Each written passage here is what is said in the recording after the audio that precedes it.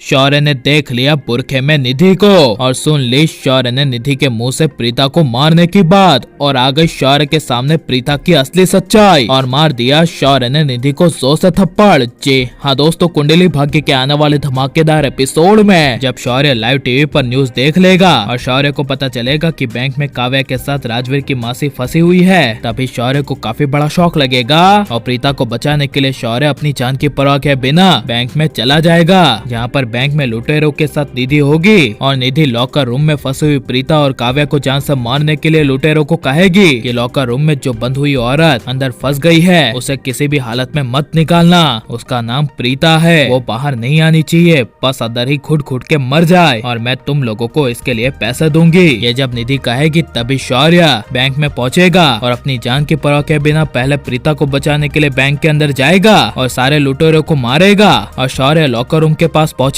तभी वहाँ locker room के पास निधि बुरखे में होने की वजह से जब निधि बुरखे में एक लुटेरे से बात करेगी और निधि उस लुटेरे को कहेगी कि मेरा काम हो गया, वो अंदर लॉकर रूम में फंसी हुई औरत यानी प्रीता मर गई, तभी ये पीछे से शौर्य निधि की बात सुन लेगा, जहाँ पर जब शौर्य निधि के पीछे आएगा और बुरखे के अंदर निधि के कंधे पर शौर्य पीछे से हाथ रखेगा और निधि जब पलटेगी और अपना बुरखा ऊपर करेगी और शौर्य को अपने आंखों के सामने देखेगी, तभी शौर्य को काफी बड़ा शौक लगेगा और अपने सामने शौर्य को देखकर निधि के पैरों तले जमीन खिसक जाएगी। यहाँ पर जब शौर्य निधि को बुरखे में देखेगा और निधि को कहेगा कि मॉम आप हो, प्रीता माँ ने आपका क्या बिगाड़ा है जो आपने प्रीता को लॉकर रूम में लुटेरों के जरिए बंद कर दिया, वो भी मरने के लिए, आखिर उन्होंने आपका बिगाड़ा क्या है। यह सुनकर तभी निधि कुछ बोल नहीं पाएगी, जहाँ पर जब शौर्य निधि को गुस्से से कहेगा कि मॉम बताइए आपने ऐसा क्यों किया और आप ऐसा क्यों करी है, तभी जब निधि कुछ नहीं कहेगी तभी शौर्य बिना सोचे समझे निधि को जोर से थप्पड़ मार देगा और शौर्य निधि को कहेगा कि मॉम मुझे माफ कर देना, मैं आप पर हाथ उठाना नहीं चाहता था, लेकिन आपने मेरी दूसरी मॉम की जान लेने की कोशिश की है जिन्होंने मुझे हमेशा सही रास्ता दिखाया। यह सुनकर निधि को काफी बड़ा शौक लगेगा, जहाँ पर निधि शौर्य को कहेगी कि शौर्य वो औरत तुम्हारी कोई मॉम नहीं है जिसे मैंने अंदर मरने के लिए छोड़ा है, वो बस एक हमारे परिवार की दुश्मन है जो तुझे छोड़कर 20 साल पहले चली गई थी और अब जाकर 20 साल के बाद वो औरत फिर से वापस लौट कर आई है। तभी यह सुनकर शौर्य को कुछ समझ नहीं आएगा